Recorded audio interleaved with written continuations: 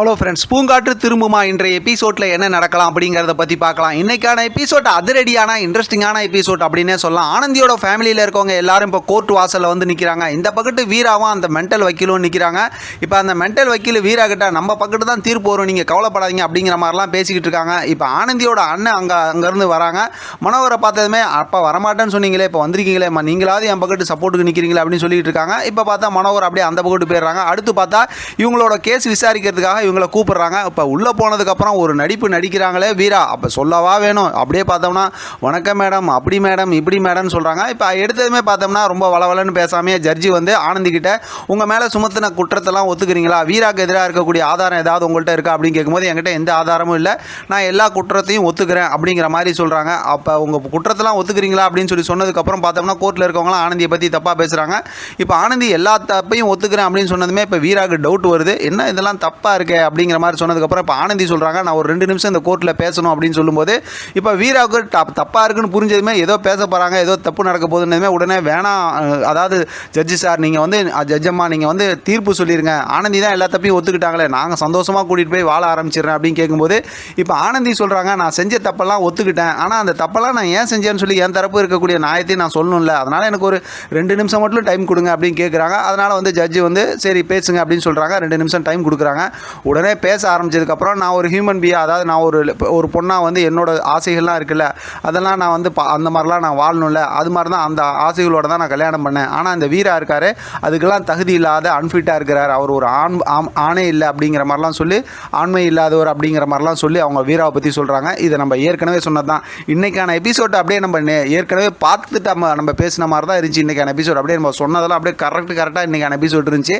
அதே போல் பார்த்தோம் அப்படின்னா பேச பேச வீராக்கு இந்த பக்கத்து அப்படியே கோபம் அதிகமாகிட்டே இருந்துச்சு. அதிகமாக பார்த்தோம் அப்படின்னா ஆனந்தி சும்மா அப்படியே பாயிண்ட்டாக சொன்னாங்க, வீரா இத்தனை நாள் நடிப்பை பற்றி நம்ம பேசிக்கிட்டு இருந்தோம், என்ன மாதிரி நடிக்கிறாரு, வில்லனாக நடித்தாலும் சூப்பராக நடிக்கிறாரு, நீ நான் காதல் ராகவோட தம்பியாச்சு அப்படி இப்படிலாம் நான் சொல்லிட்டு இருந்தோம்.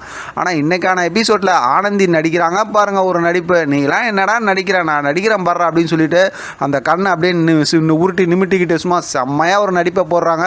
ஒரு கட்டத்தில் பயங்கர கோபமான வீரா வந்து ஆனந்தி அப்படின்னு ஒரு கத்திக்கிட்டு வழக்கம் போல் எப்பயும் அந்த சைக்கோ மென்டல் மாதிரி அப்படியே மாறிட்டு பார்த்தா, உன்னை நான் கொலை பண்ணாமல் விட மாட்டேன், உன்னை நான் வந்து நீ கர்ப்பமாக இருந்த நான் உன்னை எட்டி உதைச்சேன், அந்த கர்ப்பம்லாம் கலைஞ்சி போச்சு, நீ ப்ரெக்னெண்ட்டாக இருந்தப்பா அப்படி நடந்துச்சு இப்படி நடந்துச்சுன்னு ஏற்கனவே என்ன ஸ்டேட்மெண்ட் இருக்கோ எல்லா உண்மையும் கோர்ட்டில் சொல்கிறாங்க. இப்போ இது எல்லாத்தையும் ஜட்ஜமாக எல்லாருமே கேட்டுட்டு இருக்காங்க. அதையும் ஆனந்தி வந்து செம்ம கிண்டலாக அப்படியே நைஸாக பார்த்துக்கிட்டு அப்படியே இருக்காங்க. செம்ம சூப்பராக எல்லா ஸ்டேட்மெண்ட்டையும் வாங்கி முடிச்சதுக்கப்புறம் உன்னை நான் கொலை பண்ணாமல் விட மாட்டேன் அப்படின்னு சொல்லிட்டு வழக்கம் போல் அந்த கையெல்லாம் முறுக்கிக்கிட்டு விரைச்சிக்கிட்டு வருவாங்கள்ல அந்த மாதிரி வந்தாங்க.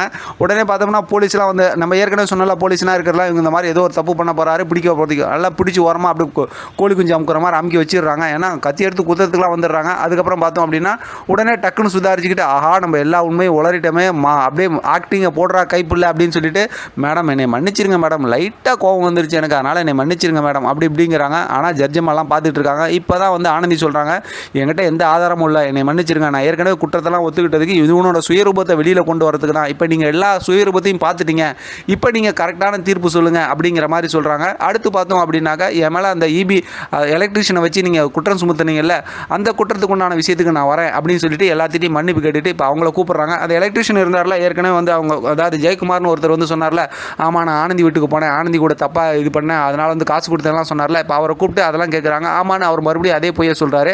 சரி இப்போ மறுபடியும் அதே விஷயத்தை திருப்பி சொல்லுங்கள் அப்படிங்கிற மாதிரி சொல்லிட்டு இப்போ அந்த ஜெயக்குமாரோட ஒய்ஃப் லட்சுமின்னு ஒருத்தவங்க இருக்காங்க, அவங்களே அவங்களோட குழந்தையும் கூப்பிட்டு இப்போ சொல்லுங்கள் உண்மையை அப்படின்னு சொல்லும்போது இப்போ அந்த ஜெயக்குமார் அப்படியே தடுமாறுறாரு. எப்படி ஒய்ஃபுக்கு முன்னாடி போய் சொல்ல முடியும், உண்மையை சொன்னால் தான் அவ்வளோதான், அவங்க ஒய்ஃப் இங்கேயே போட்டு 2 அடியை போட்டு விட்டுறாங்கல்ல, அதனால் வந்து அப்படியே தடுமாறுறாரு. அதோட பார்த்தா இன்றைக்கான எபிசோட் செம்ம இன்ட்ரெஸ்டிங்காக முடிச்சிருக்காங்க. பார்க்கலாம் நாளைக்கான எபிசோட் சம்மந்தமாக சூப்பரான ஒரு ப்ரோமோ வரும் நான் எதிர்பார்க்குறேன். ப்ரோமோ வந்துச்சுன்னா நம்ம தொடர்ந்து பேசலாம். இதை பற்றின உங்களோட கருத்து கமெண்ட் பாக்ஸில் தெரியப்படுத்துங்க. தொடர்ந்து ஆதரவு கொடுங்க. தேங்க்யூ ஃபார் வாட்சிங்.